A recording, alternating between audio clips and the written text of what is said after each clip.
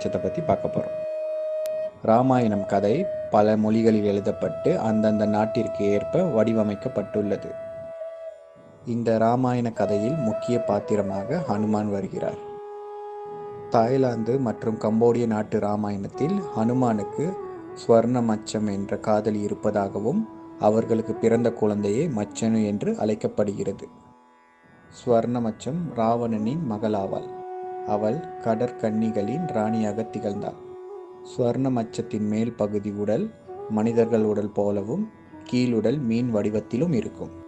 ராமாயண கதையில் ராவணனிடமிருந்து சீதையை மீட்க ராமன் கடலில் ஒரு பாலம் அமைக்கும்படி வானர படையிடம் கேட்டுக்கொண்டார். இதனால் இலங்கைக்கு செல்ல வானர படைகள் மும்முரமாக கடலில் பாலத்தை அமைக்க தொடங்கினர்.